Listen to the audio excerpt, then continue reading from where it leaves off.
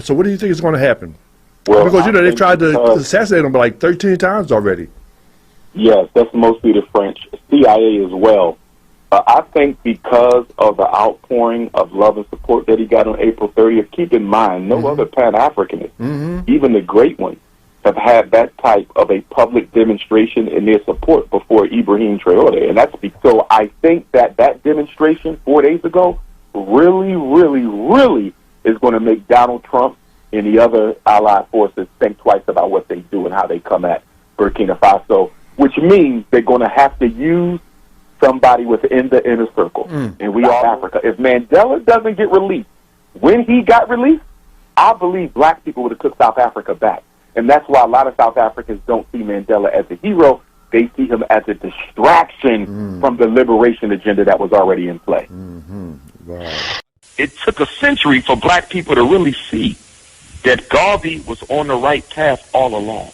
And that it's time for us to go back to that path. It's the only solution. If we're going to rise as a race, we must rise together everywhere in the world. I'm going to ask you a two-edged sword question here now. Which one of these two people that run this election you think would be best able to wake up black people out of them slumber if them win the election? Which one of them you think say, if them win, black people will realize how weird a situation them find themselves in now? I would prefer. One of the main speakers is Umar Johnson. He will be here on the 21st, and we have him online here. Blessed? Blessed, Brother Mota. Oh, you know, man? Blessed. All is well, my brother. Glad to hear your voice. Well, I know to say you're going all over the place. You're from the west coast to the east, south coast of Africa here. I mean, what's happening there? Well, black America is under siege. As you know, we're dealing with police genocide on a level we haven't seen in probably about 60, 80 years. And so African Americans right now are really scrambling for solutions. Many of them don't want to accept the fact that America has never really been interested in having the black man and woman in this country. Many of them have been duped by the whole Obama facade, and now many of them are beginning to wake up to the realities of what the Honorable Marcus Messiah Garvey taught in Pan-Africanism and, of course, repatriation. All right, we see today the DOJ, that's what them call themselves, the Department of Justice, come down upon the Baltimore police force and say them is racist. This is the federal government now a label them police in Baltimore as racist, which black people they don't see that already. And how you think that are going to pan out now, given the atmosphere we are going now? How you think that going to pan out? You think say there could be a better police force in Baltimore, given that Baltimore have a very large amount of African people, eh? Oh, without a doubt. Baltimore is one of the chocolate cities. We often refer to Washington, D.C. as chocolate city, but I would say Baltimore is the real chocolate city because they gentrified Washington, D.C., so you don't have as many African Americans there as you used to. But in Baltimore, we are still pretty much concentrated in that city. But it's ironic because on the one hand, as you mentioned, they've identified that the Baltimore City Police Department is racist, as are most police departments in America. But at the same time, they did not find any of the police involved in the Freddie Gray case guilty. They'll never find him. Everybody get off. Everybody gets supposed to interview Umar Johnson. That's amazing, man. That is like the FBI man tell us that we should name they do something terrible, but him now go really prosecute her. Exactly.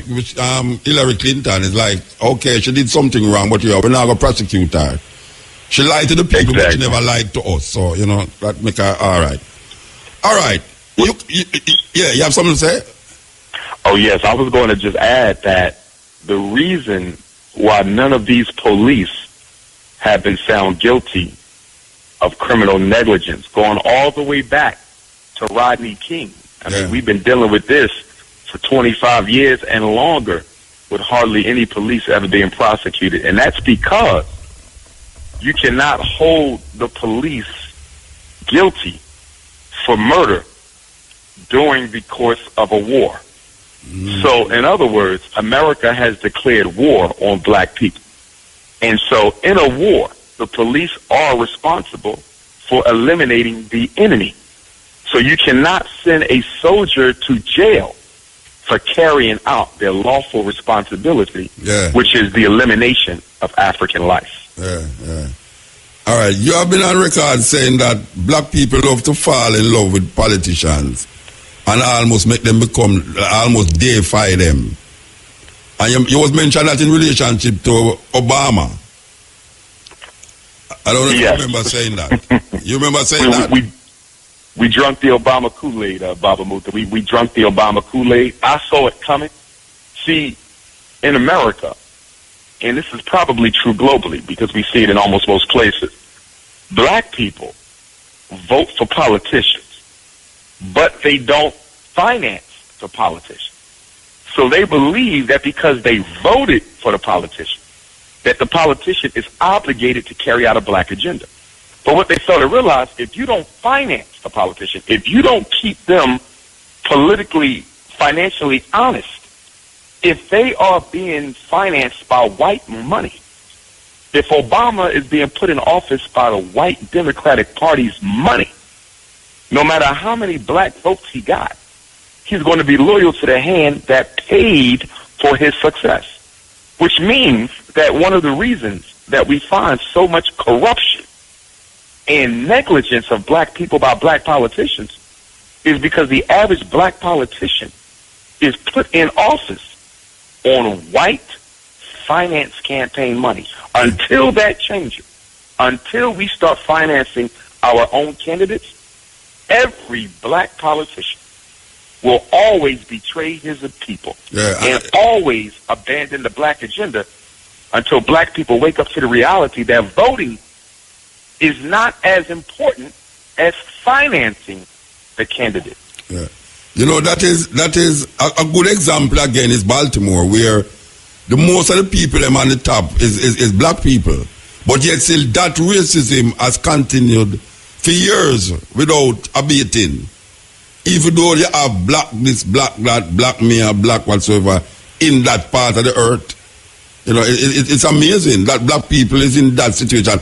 And I tend to want to agree with you. Because it is not their money that is turning, black people money is turning these politicians. Them can't do nothing about it. Them just can't do nothing about it. So we're in a dilemma. So, all right, you will be here on the 21st. You will be here, right? Yes, sir. Yes, sir, definitely. And I'll probably be coming in, Baba Muta, about a day or two earlier, so I'll already be there before the 21st. But definitely, I will be there on the 21st to honor the greatest African leader of the 20th century. Mm-hmm. Probably the greatest African organizer in modern history, in His Excellency, the Provisional President of Africa, the Right Honorable Marcus Messiah Garvey. I'll be very much looking forward to it. It'll be my first time in Jamaica since, I want to say, 2011. I saw you at the university. You was at the university. Yes. I think Michael Barnett was the one who was responsible for that invitation. That is correct. And I remember it's been about 5 years. I remember that we spoke at the Yoruba Center in South Carolina at that time. Yes. Yeah, I don't know if you remember. Yes, I remember. That's when we met. Yes, sir. Yeah, yes, we spoke together at that function there. And indeed. I think also one of the Jamaican hip hop artists was there, Taris Riley, I believe. No, man. You remember the Yoruba grounds? There was not a show, you know. It was right. It was a lecture with you and I, but I think he made a special guest appearance, didn't he? I remember seeing him come through there saying a couple of words. I think. I don't remember that. But okay. All right. I noticed that you have been traveling a lot. I mean, you know, why? What is happening? What is happening with your travels here, you know? Because I know you was in West Africa last week, I guess. Yes. And you was in South Africa. Yes. Where are you now? Now I'm back home, for lack of a better word, I say home. All right. Philadelphia, Pennsylvania, where I was born and raised, so I'm back on the home turf. But yes, we was in Senegal. So what was happening in Senegal? South Africa. What was happening in Senegal? Senegal, a lot of opportunity in Senegal for African people to come back and invest and participate. Because it is a Francophone country, colonized by the French, one of the things we find is that the Francophone countries in Africa don't get the same type of attention as the British interest as the Anglophone country. And that's something that we're going to have to change within the world of Pan-Africanism, because I spoke in Paris last year, and that was one of the themes that constantly came up during my visit, was that the Pan-Africanist leadership globally tends to run to the Anglophone countries. Because of the language, a lot of that is because of the language. Yes. Yeah, the language is kind of what separates us a lot of times, you know? Yes. Yeah. But we got to overcome it, though. Yeah, definitely. It's a lopsided approach. Definitely. What was happening in South Africa? What was happening in South Africa? Well, South Africa was hot while we were there, politically hot. The election. Yes, the election. And what we saw happen there was historic, because the ANC, African National Congress, the ruling party, lost some major provincial elections. They lost Johannesburg, and I believe they also lost Pretoria. They lost so not only did they lose the biggest city, they also lost the ruling city. Yes. And many people are crediting the young brother who broke away from the ANC Youth League. And he started the EFF party, and many people are crediting him with the ANC's losses by wooing some of the black vote towards his party. And so now what's going on is that the leadership of the ANC has defied President Jacob Zuma, who did not want them to enter into talks with the young brother. But they have decided on their own, against the president's wishes, to sit down with the young brother and see if they can reach some sort of compromise that allows the two parties to work together or come back together, so they can try to keep black people a kind of coalition thing. Yeah, because the Democratic Alliance, which is the white party, they've won some of these provinces, and the Democratic Alliance, they go back to the Union of South Africa. They are the white boys. They are the white racist ruling elite, but they do have a black face, just like in America. They use Obama.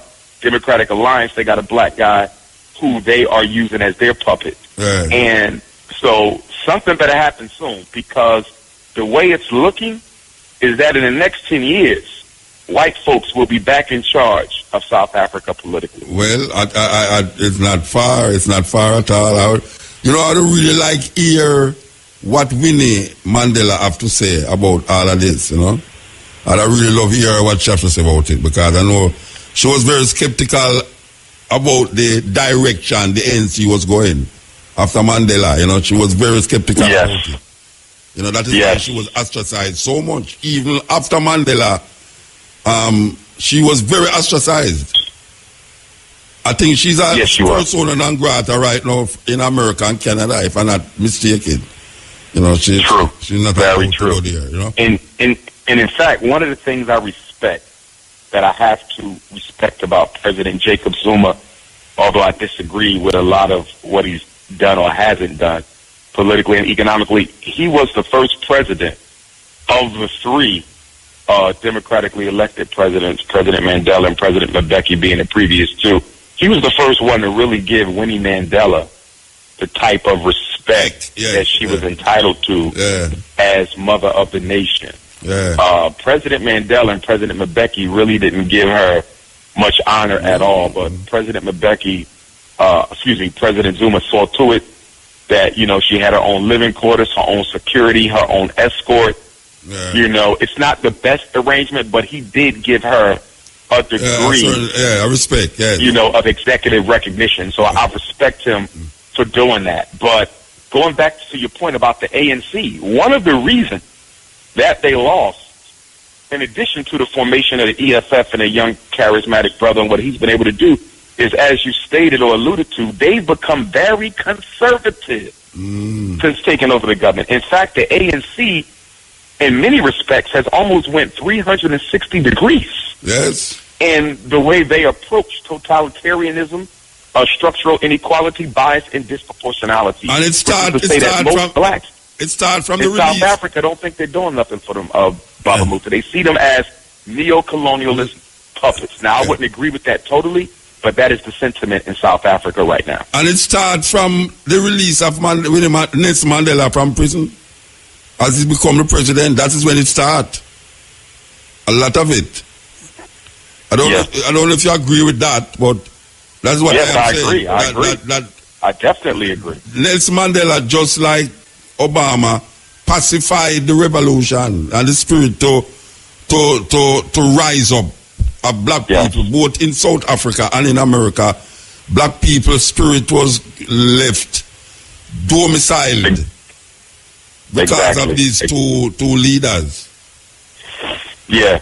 And what a lot of people don't understand is that right before the elections in '94 in South Africa, the white ruling elite had Chris Hani assassinated. Yes. Yeah. Just before the elections, because Chris Hani did not agree with the negotiations and the way in which they were going. Yes. And because he was president of Mkhonto we Sizwe, the military wing of the ANC, he was prepared to organize his troops again and go back to fighting against the white ruling elite until they came to the table with a proposition that was more accepting and beneficial to the black masses of South Africa.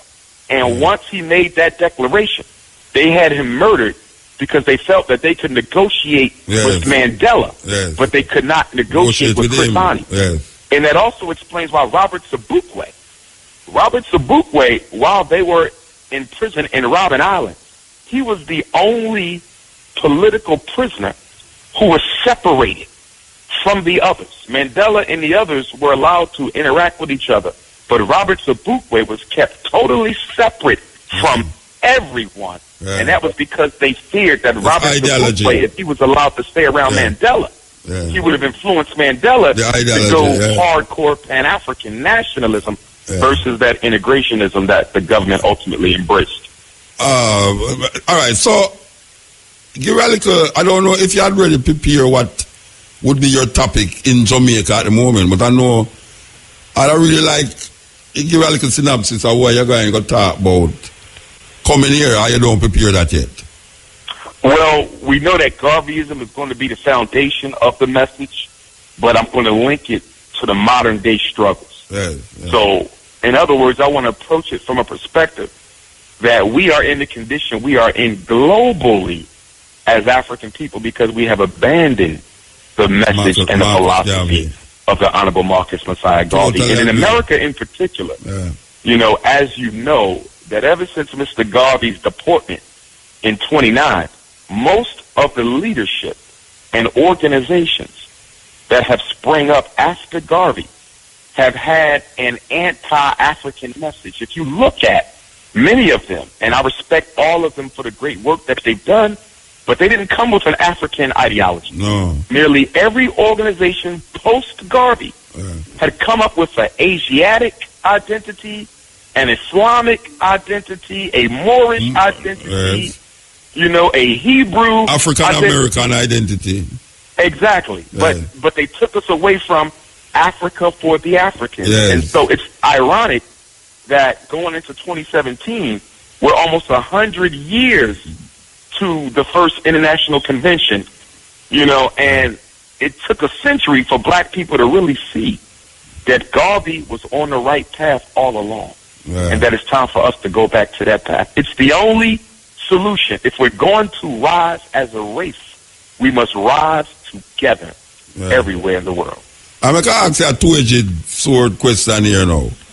Which one of these two people that run this election you think would be best able to wake up black people out of them slumber if them win the election? Which one of them you think say if them win, black people will realize how weird a situation them find themselves in now? I would prefer that the victor be Donald Trump. Because Donald Trump, see, the Democratic Party likes to manipulate black people into the illusion that of everything is okay. Yes, yes. Yes, whenever we get a Democratic president, because we believe that they are the party for black folks, although there's no evidence to that proof. But whenever we get, or any proof to that evidence, any evidence to prove that, but whenever we get a Democratic president, we stop fighting because we think they are the party of black folks. Right. So I would prefer a Republican president because Republicans are very honest about their opinion of black people. Very honest. Okay. Donald Trump is an unapologetic racist. And because of that, I think his method of communication is more conducive to waking up black people than Hillary Clinton. However, I do believe that Hillary Clinton will be the victor. And I say that because her husband was already a president. Yes. He's a Bilderberg. And she's a money foundation. She have all the big man them behind her. She's the choice. Yes. And with her being a woman, Muta, here's the thing. With her being a woman, I believe that she would be more effective than even President Obama towards coming into Africa, coming into the Caribbean, coming into Central South America, coming into black countries, and seducing the president into whatever political, economic scheme the American government wants them to accept. I'm very fearful of how much worse we will be in, how much worse of a condition we will be in if Hillary Clinton is elected, because I really believe that she will be able to use her charm, her charisma, and her feminine energy to get a lot out of Caribbean presidents and African presidents. But we see that already. We see that already over the past 8 years, well, not even 8 years, over the past 4 years, with a systematic drive to militarize African soil. You know, she as a foreign secretary was able to push American military in Africa even much more than Bush himself. You know, and she was responsible. She's responsible for the rise of ISIL in Libya and in Syria. No, without question. Yes. In fact, I would argue that ISIS, the Taliban, Al-Qaeda, and half of these so-called terrorists that America is fighting are nothing more than creations of the CIA. Oh, yeah? They have a long history, of course, of creating terrorism to justify their invasion of countries, of countries, so they can go in and colonize and steal the mineral resources under the disguise of making the world safe for democracy. Okay, all right. So you will be here. I see that you will be at the University of the West Indies on the 23rd of August. Okay, I didn't know that, but looking forward to it. Yes. I think, Michael Barnett can't have you in a 8 years. I don't decide to say, but okay, you got kids at the university. Sorry, at the university in Montego Bay, sorry. It's Montego Bay. You're going to be at the university in Montego Bay. Okay. There is a campus of the University of the West Indies in Montego Bay, the Western Jamaica campus. Gotcha. So you will be there on the 23rd. The man, they plan out everything for you already. You get planned out. Okay. I am glad to hear that, though. Yeah. Glad to hear that. You know, Mr. Small will be here too. Professor Small will be here too. Yes. Bobby Smalls. Yes. Sir. So you're in good company. You're in good company. Definitely. Now, you mentioned 3. Who's the third speaker, Baba Muta? He's the head of the new Black Panther Party. Oh, brother Nzinga. Yes, Nzinga, yes. He's the head of the Good brother. Yes, sir. He will be here also. All right. So we're looking forward to seeing you and looking forward to listening to you. I hope that the people them will be appreciative of the effort that IRFM is doing to bring a man like you here to talk to them. You know, because it's very important. It's very important that people grasp what IRFM is trying to do in relationship to bringing speakers like you here for really solidify this Marcus Garvey push. So we give thanks and just anticipating your return to Jamaica. Yes, sir. Thank you, Baba. Thank you. Looking forward to seeing you. Looking forward to getting back on the ground. It's been 5 years, a long time. A long time. Definitely. But I'm looking forward to it. Can't wait for the date to arrive. Give thanks. Give thanks. Blessed love. Yes. That was Umar Johnson. He will be one of the main guest speakers at IRFM annual tribute to Marcus Garvey on the 21st, which is a Sunday, right here in the courtyard of IRFM. And this is partnered with Roots Foundation for IRFM's annual tribute to Marcus Garvey. So we want you to know that is taking place right here on the grounds of IRFM. We continue the journey, you know, because this 21st is a big time, big. It'll be different from all the other ones them ever keep. Given that we see the team, I don't know if I want to call them team, you know. I'll trace involved in the team too, you know. The A team. Spearheaded by the program manager, director of IRFM, Kavumahatiru, featuring Keshima, Shamara, Tony, Samantha, Gavin Naito. Gavin Naito? No. Oh, you never to smoke without fire, you know. That's why Gavin tell me say he want some book for borrow. Them a brainwash him upstairs now.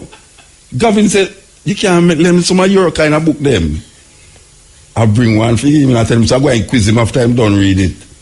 I go and quiz him after I'm done read it. And I'm glad to, is one of the only person I ever hear say he want to borrow a book from me. Something like happen. When I hear Gavin say he want to borrow a book from me, something like happen. And I feel proud for lending him the book. Very proud, and if he want more, I will lend him it too. Because I never hear nobody don't ask me for borrow a book yet. Never. Yes, so Gavin, enough respect.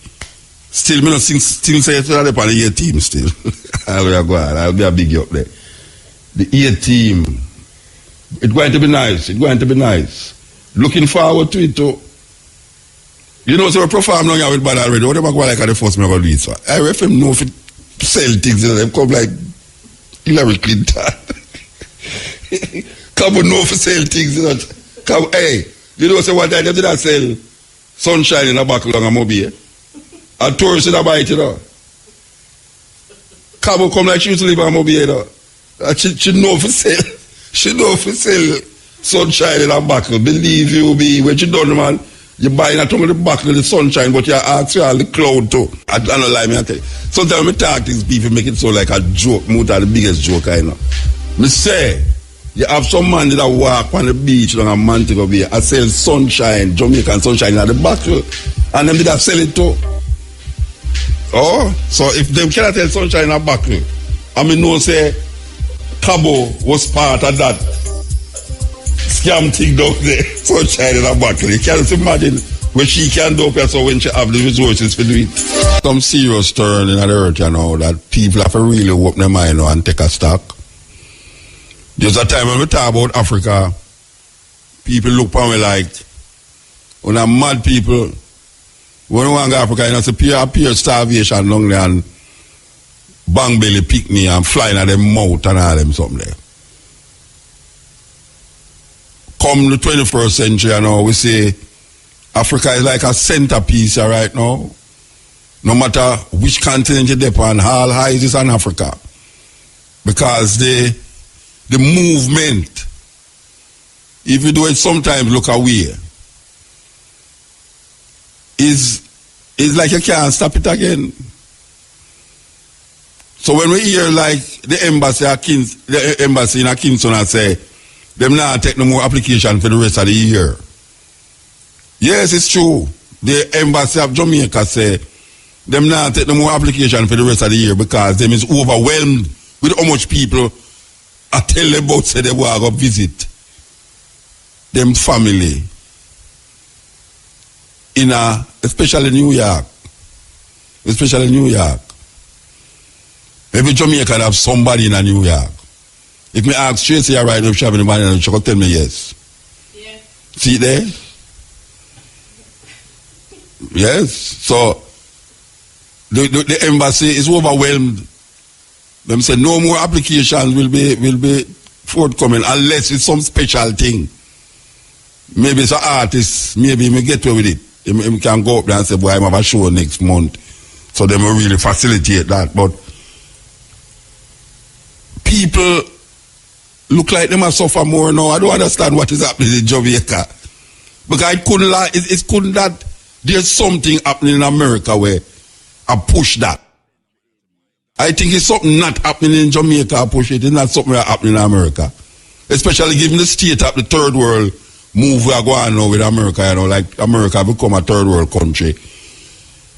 It's something not happening here.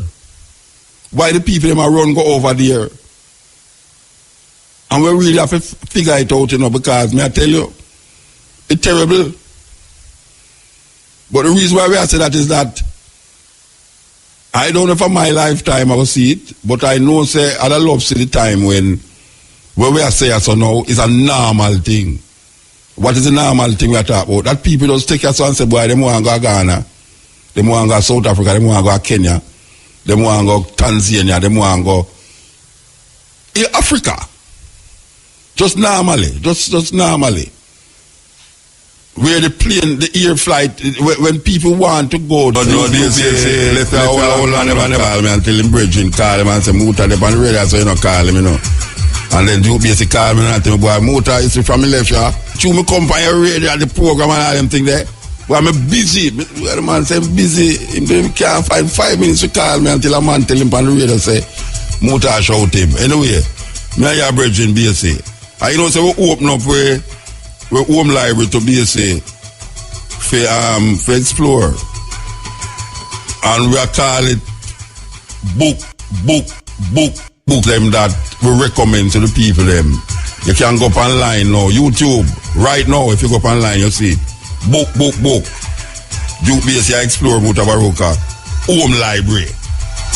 We want to remind the people them that the Porsche competition, the Marcus Garvey Porsche competition is still on.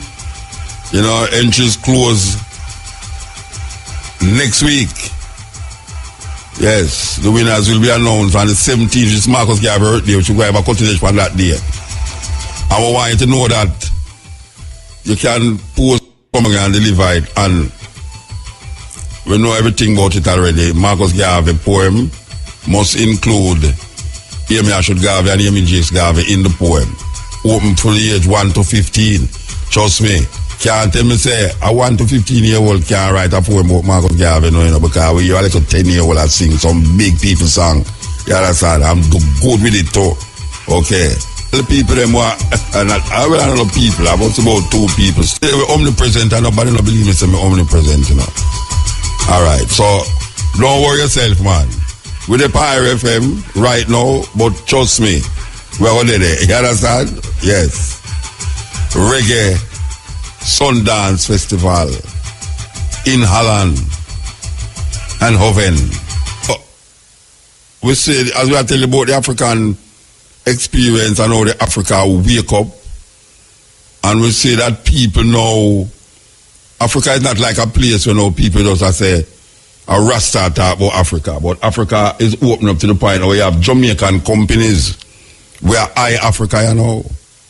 Yes, Jamaican companies where decide them to set up base in Africa, you know, Ghana and all these places. So it's not a joke thing.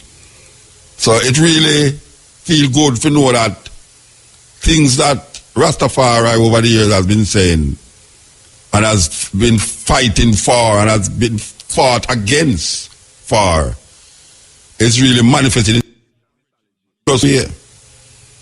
You know, I talk to a sister and we are talking about who that believes all them elders were gone. Who that believes them could have really smoke a spliff right now. Just like that, in front of police, I don't feel no way about it. That was unheard of. That is something like tired to lick weed in a bush who want to come out in the open, sung by the man called Jacob Miller years ago. No man not tired to lick weed in a bush again. Even though bush is a nice place to lick it still.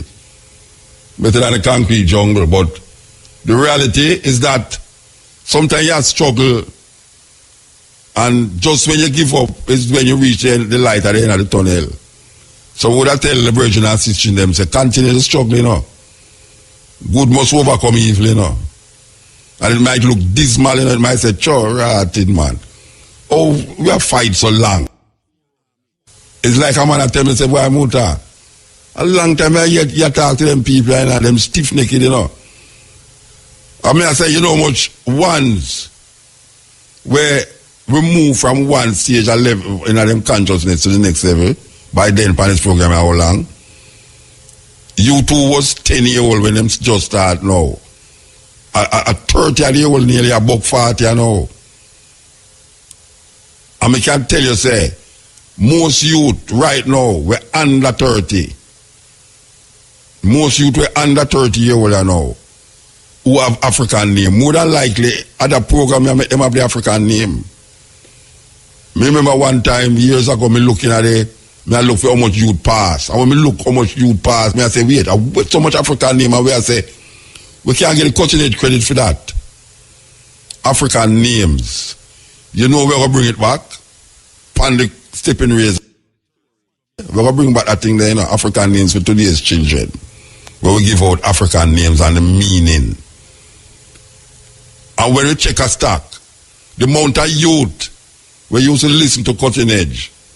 A university, and now them gone away from another university in somewhere around the world and can reflect and say, well, you know, yeah, that virgin there. Yeah, man, whole heap of them. Email every day we get that from people who used to come there Jamaica and I go school and listen. Now we're still there. So we now go make nothing divert we from where we are deal with. We are going to stand right. If it's even the last man standing, and me that, the last man standing, we're not going to make nothing divert we, you know. Because where we are talking about, and we see a whole heap of the things them, and come to a fulfillment, yeah. So we're going to continue the journey. And know, say, yes, it's a just cause. It's a liberation cause. It's an African experience, African movement. That we are deal with. Muta. Blessed man. Yeah, we are some papa. I'm there, man. Boy. A boy, you gone, man. Eh? A boy, you gone, huh? Hush. No, so mean. Boy, yeah, whole time saying. But I forgot to eat. But I can't reach me hungry, I forgot to stop side of there. Wait, name John Cross. John Cross. Oh, I don't get there? No, I forgot to eat screw. The student toward the teacher apology. About 2 weeks ago when they're at the Greek and Latin business. Yes. Yeah, but I couldn't get to call back because I realized the first time the New Testament written. Written, yes, but when me first time when it translate, okay. Latin is the first language it translate into from the Greek. That's why the word Jesus Christ come in it, you know. Yes. Yeah, Jesus Christ never that until it translate to Latin. Yeah. Latin have its what them call etymological origin from Latin. The Jesus Christ. Jesus, come from the origin come from Latin. Yeah, man. Yeah. But here what I call about an old still. The little mini. Xylophone repatan. Xylophone, she there.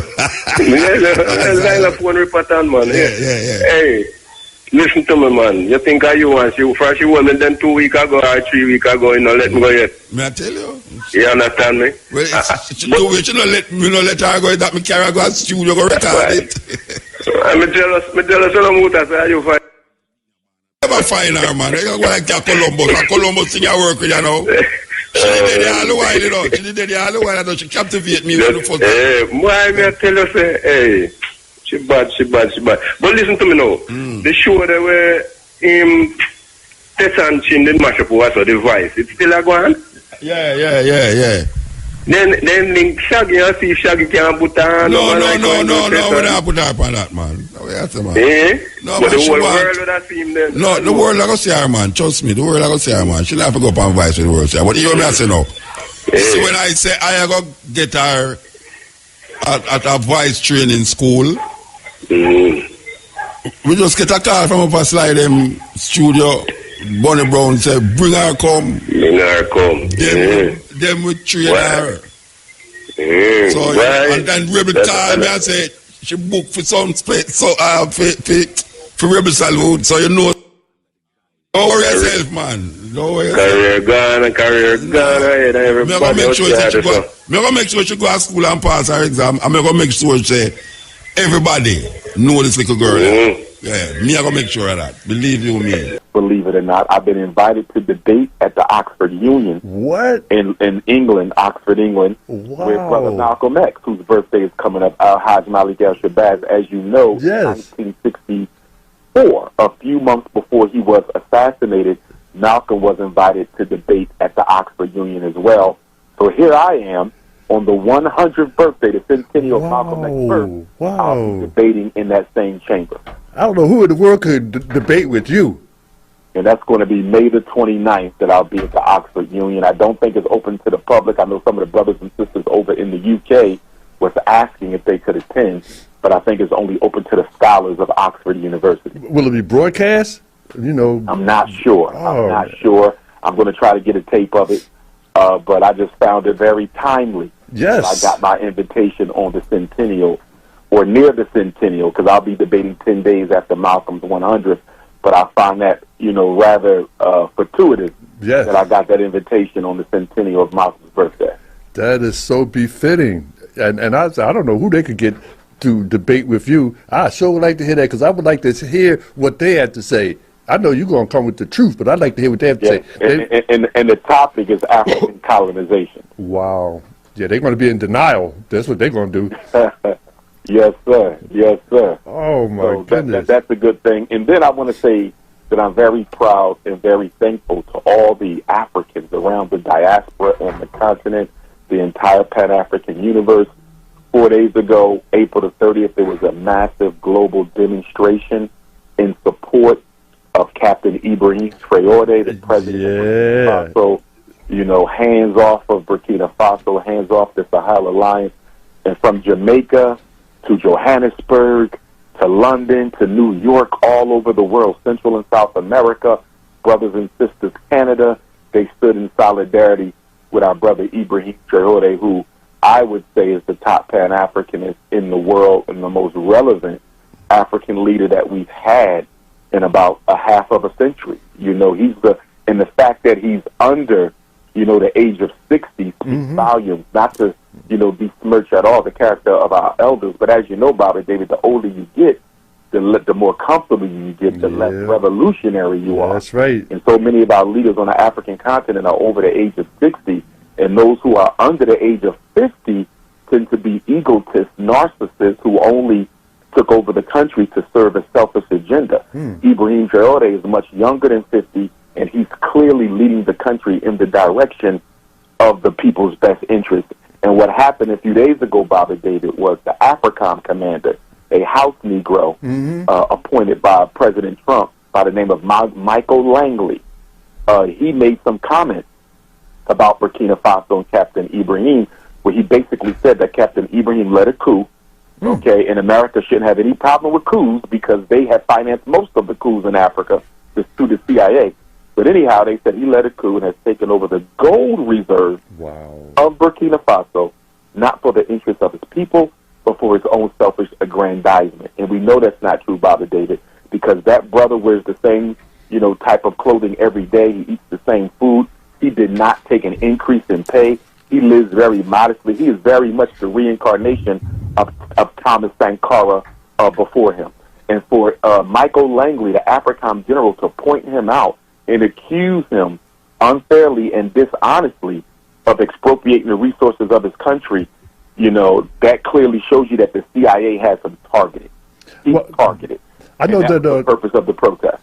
I know that Vladimir Putin from Russia says that everybody need to keep their hands off of him, because they are an independent sovereign state, and they can't talk about coming there and arresting him for whatever reason, and he says that Russia is not, extorting them or exploiting them. They just friends with them because they are friends in trade. Absolutely. And see, historically what America has done is they did it to Thomas Sankara, they did it to Patrice Lumumba. They try to brand you a communist for having a relationship with a communist country. But America has relationships with Saudi Arabia. Are you Islamicist? No, you're not. So why can't you have a relationship with a country who has a different political ideology than your own and not be branded as a follower or flunky of that particular regime? The bottom line is America wants the resources of Burkina Faso. Now that they have kicked France out, France and America are allies. America wants those resources. If France can't get them, America wants them, and America and France are going to work together to try to recolonize Burkina Faso. And to that end, comments were made, I think it was by the Prime Minister of France, basically saying the same thing. And he said that we are not going to give up on our African colonies. We are going to stay there and help them become what they need to be. That was a code word, Bobby, that we are not going to accept Burkina Faso's demand that we leave. Although they're gone, we're going to try to come back in. We're going to try to overthrow him, and we're going to try to put the white supremacist puppet regime back in place. That's what they're saying. So Burkina Faso has to look out for France and America working together to try to recolonize Africa, because here's the thing, Father David. Most of Africa is under the age of 30. Most of Africa. In fact, I think most of Black America is under the age of 32. And that is a concern for the white power structure of this planet, particularly UK, France, Germany, Britain, and Belgium, because if Ibrahim Traore and those other two brothers up there, President Goita of Mali and President Chiani of Niger, if that Sahel alliance is effective in influencing and building leaders, strong, strong, brothers who are focused on the best interests of their people, who are not self-serving, that can lead to a continental-wide African liberation struggle, which is what Africa has always needed. Africa never had a continental-wide liberation struggle. They had regional struggles. As you know, Osajifo, Dr. Kwame Nkrumah, he allowed a revolutionary army, liberation armies, to come and train in Ghana when he became president, which is one of the reasons they overthrew him. But we've never had a continental-wide revolution, and we've never had a global Pan-Africanist revolution. But I just say all that to say, Baba David, I'm happy for the brothers and sisters who stood up across the world. Many of them are not Pan-Africanists. They have not really studied the philosophy and the greatness of Pan-African philosophy, but they still understood that we were African. And at a time that we have organizations in this country who are trying to influence our young people not to identify as African, who are trying to tell them that they are pretendians or they are Asiatic or they are indigenous to America and all these other lies. It just felt really, really good to see them stand up and recognize that they were African, and it just lets us know that the red, black, and green flag is still in full effect. I know that they having a lot of propaganda and publicity about Ibrahim, and it's like I don't understand. I understand, but they're trying to oversaturate him so that people will think that he is a negative when actually he's a positive. Hey, Patrick, how you doing? I see you over there. I'm doing good. Good. And I was really insulted when France had the nerve to say that Burkina Faso and Africa should be grateful to France. It's unfortunate. That is such an unfortunate statement that the president made to the leader and some leaders of Africa, because France pretty much lives on the resources of African countries. They do, and with Ibrahim Traore, really taking over as he is doing, and with the other two, the Sahel, movement.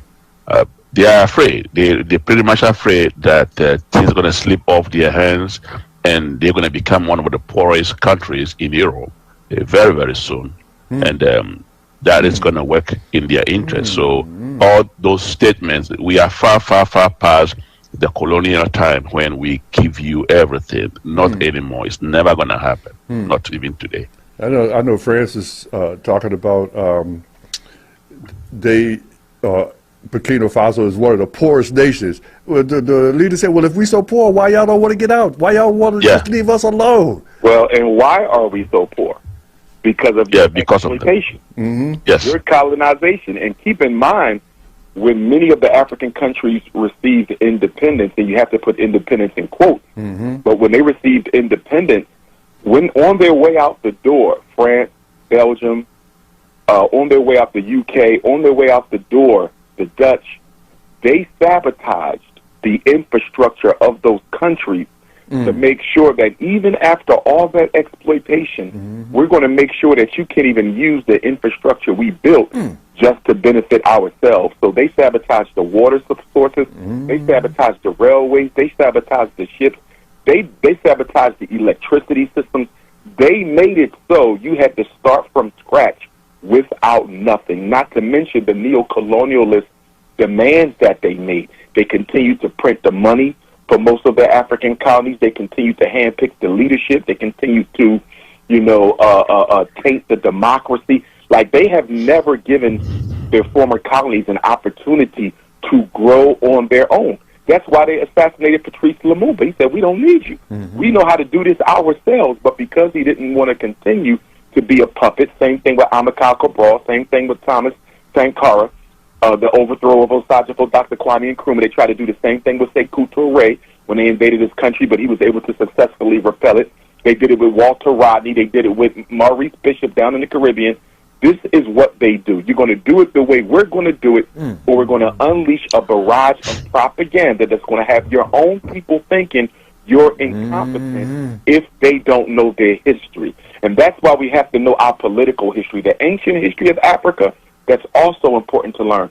But what I find as I travel around and speak to students, even in college, they don't know the political history of African people. And specifically what I mean by that is I'm looking at 1950 until now. Do you know what has happened for African people and to African people everywhere in the world, wherever they are, from 1950 until now? And extending beyond that, I would say you should know the complete political history of African people from 1900 until now. A lot of our young people know everything about Egypt, they know everything about the pyramids, they know everything about the ancient kingdoms, but they don't know a damn thing about how we got to be where we are now. And if you don't understand how we got to be where we are now politically, you will automatically fall victim to the propaganda. A historically conscious person can never have propaganda used again. That's true. That is very true. Africans don't know their own history. I think African Americans know African history much, much better than Africans themselves do. If you ask a Ghanaian some basic Ghanaian history right now, they wouldn't be able to tell you, but they consume everything Europe, they consume everything America, Canada, and France, and they accept those things more than their own history. So that's one of the problems that we have in Africa, that we rarely listen to them. Patrick, what do you think creates that cultural deficiency in Africa? It's the propaganda. The propaganda. Because we have actually, even as we detest our own cultures. Our own cultures, we detest them versus the European culture. So if we have this tribal conflict between us, even within the tribes, there are conflicts within us. So it is easy to play that game for us that psychological warfare for we Africans. Very, very easy to do that with a token of, cash. And then an African person is against the fellow African person. Wow. And we love everything European. When you go to Ghana right now, they're doing a lot of stuff that you'll be like, how are these people doing this? What we were not used to doing stuff like that. But and in this age of information, it would seem like more people are reading now and reading more about the history that is trying to be minimized, but they could read on their own. All information is available today. Yeah. Well, here's the other thing, too. It's not just about the information. It's about the indoctrination. And what we mean by that is the repeated exposure and the repeated enforcing of the information so that it becomes a part of one's unconscious, and therefore it unconsciously affects the way you think, feel, and behave. In other words, we have to push the information into the working unconscious. So, in other words, if I just give you a book and you read it, now a lot of people will be affected by reading a book one time.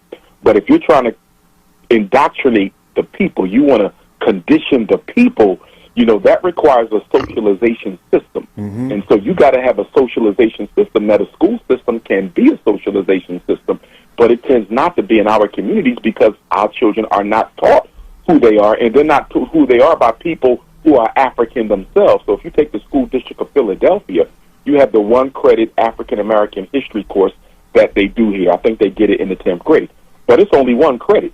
So the other 11 years in civics and history class, you're taught the lives of America, the greatness of America, the greatness of the people who enslaved your ancestors. And then we're going to give you 1 class in the 10th grade after you've already been indoctrinated. And that class is likely to be taught by somebody who doesn't even look like you or care about you.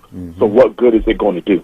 So the information is only as good as the person teaching it. And the person teaching it, no matter how good of a teacher they are, will only be as effective as the system that supports them. You got to have a system where the kids are taught who they are every day. Look at China.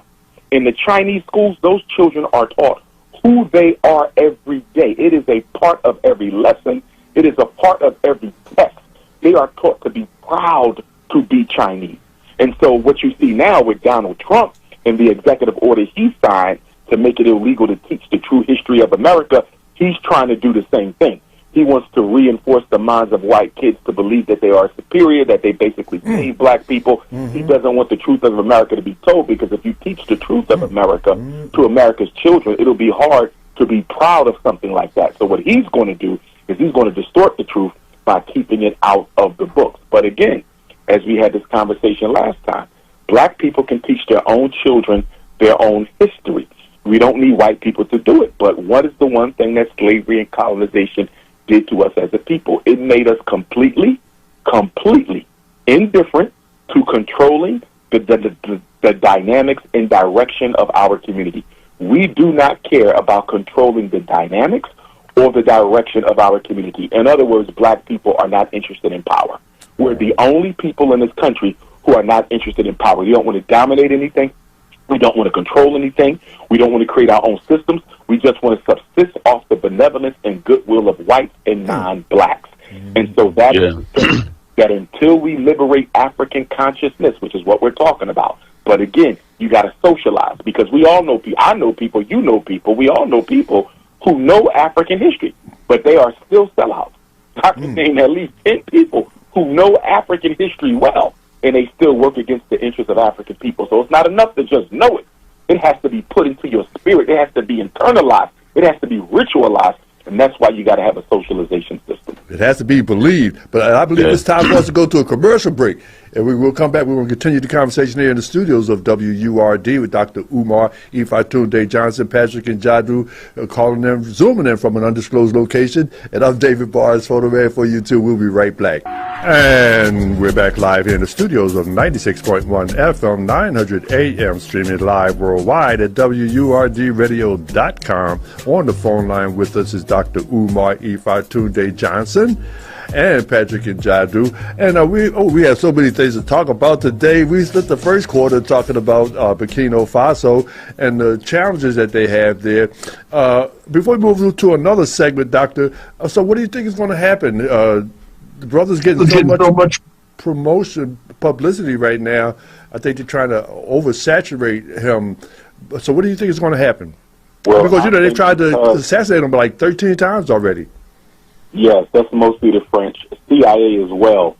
I think because of the outpouring of love and support that he got on April 30th, keep in mind, no other Pan-Africanist, even the great ones, have had that type of a public demonstration in their support before Ibrahim Traore. And that's because there was no social media to get the word out in the states of Nkrumah or Lumumba, or Cabral. We didn't have social media then, so they could not coordinate it as well as the public demonstration was coordinated in support of Captain Ibrahim Traore. So I personally think that the power structure is going to back up and they're going to re-engineer. They're going to rethink this. They're not going to stop. But, so, he has to be careful, and I'm sure he will. And we have to stay adamant that we're not going to tolerate it. But what they cannot afford is for him to be overthrown, God forbid, and then that sets off a reaction in Africa and a reaction amongst African people in the diaspora that destabilizes America, Belgium, France, and the UK's other foreign agendas and interests that they have around the world. In other words, the one thing that's given them the most fear, that if we do this and it is exposed that we did this, then this could affect other colonization efforts that we have in process in South America, Central America, the Caribbean, every country's in Africa. So this could start a domino effect that could undermine their influence in Africa and amongst black people around the world. So they have to think this one through, because there's more African people in the world, way more African people in the world than Caucasians. Now, although they may have the firepower, we have the numbers. And I'm sure they don't want a direct conflict on that level with blacks, because remember, the goal is to get the resources of Africa. So you ain't dropping no atomic bomb because you'll destroy the resources that you need. So the benefit of African soil is that the colonizer doesn't want to go into a true nuclear war situation, because that would basically, nullify his whole purpose for being over there anyway, which is the resources. So I think that demonstration 4 days ago really, really, really is going to make Donald Trump and the other allied forces think twice about what they do and how they come at Burkina Faso, which means they're going to have to use somebody within the inner circle. And we all know those stories. Malcolm X birthday coming up, Dr. King. We know every great leader we had, Marcus Garvey. They was all set up side. And so he's going to have to be really, really, really, really careful about the Judas factor. That's right. Well, when you talked about support, Nelson Mandela had a global support, but did that really make a lot of difference for South Africa? Well, in a way it did, because remember, South Africa began to struggle because of the sanctions that was put on her by countries around the world. So that definitely played a role in Nelson Mandela's release. Now, I think that the apartheid regime was going to release him anyway, because they needed somebody who could stop the South African youth from rebelling in the streets. Because if Nelson Mandela doesn't get out of prison, and this is a big reason why a lot of our South African brothers and sisters don't really see him as a complete hero, because he really stopped the military, the black boots on the ground military, the Umkhonto Sizwe, the spear of the nation. He really stopped the military, the People's Army, from taking back South Africa. If Mandela doesn't get released, when he got released, I believe black people would have took South Africa back. And that's why a lot of South Africans don't see Mandela as a hero. They see him as a distraction from the liberation agenda that was already in play. Wow.